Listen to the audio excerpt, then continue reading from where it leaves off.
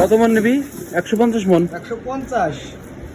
150 মন আজকে ঢাকায় নেওয়া হবে।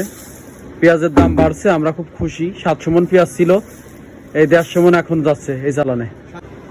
পেঁয়াজগুলো বিক্রি শেষে আবার গরু কিনবো 9টা। 50 মন ছিল, এভারেজে 700 মনের মতো টিকতে পারে। 50 মন তো গাইতে গেছে অনেকটা।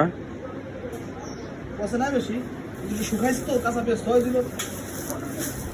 শ্যামবাজারে নেবে নাকি? হ্যাঁ হ্যাঁ হ্যাঁ, তাতে কিসের কি? এই পেঁয়াজগুলো ঢাকা শ্যামবাজারে নিয়ে যাব। আজকে পিক আপ ঠিক করছি।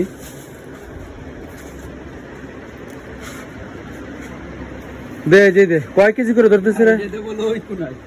কয় কেজি করে ধরতেছে এক এক বস্তায়?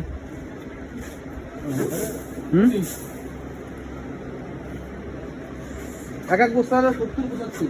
70-75 মন। এখানে কি রাখছিস? গুচি পেঁয়াজ? এই যে গুচি পেঁয়াজ, এগুলো তো আবার দাম বেশি। এগুলো মুড়ি কাটা লাগানোর জন্য এই যে রেখে দিছি গুচি পেঁয়াজ। আমরা আজকে পেঁয়াজ নিয়ে যাব শ্যামবাজার। এই যে কৃষক, আমাদের বাড়ির সবচেয়ে বড় কৃষক।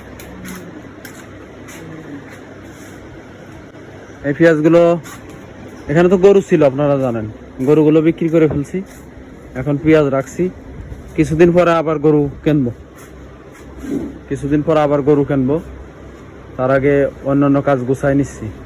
এই পেঁয়াজগুলো বিক্রি শেষে 9টা গরু কিনে আবার পালা শুরু করব। তার আগে ওইখানে একটা ঘর দেবো, এখানে যে ফাঁকা জায়গা, এখানে গরুর খাবার রাখার জন্য এবং পেঁয়াজ রাখার জন্য দোতলা একটা ঘর দেবো।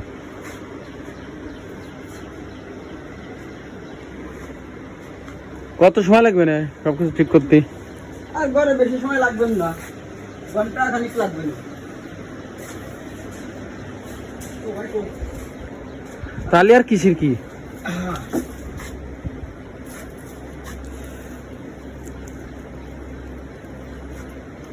এই পেঁয়াজটা আরো মনে হয় 3-4 মাস রাখা যাবে ঘরে, না?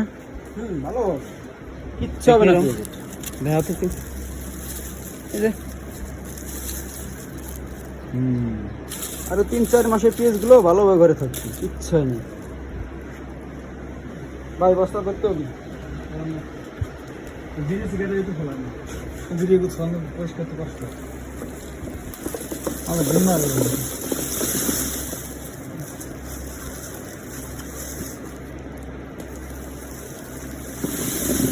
আর মাঝারি সাইজের পেঁয়াজ না?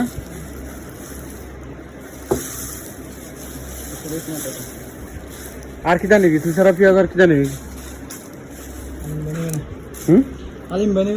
আলিম নিবি কত মন? 30-40 মন নিবি।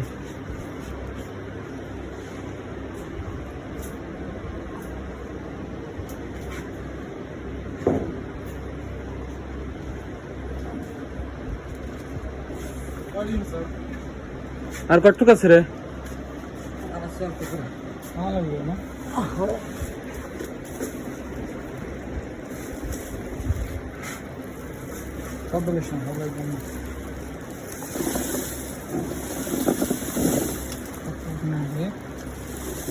আজকে পেঁয়াজ কত করে যেতেছে এলাকায়? 3200 হয়ে গেছে।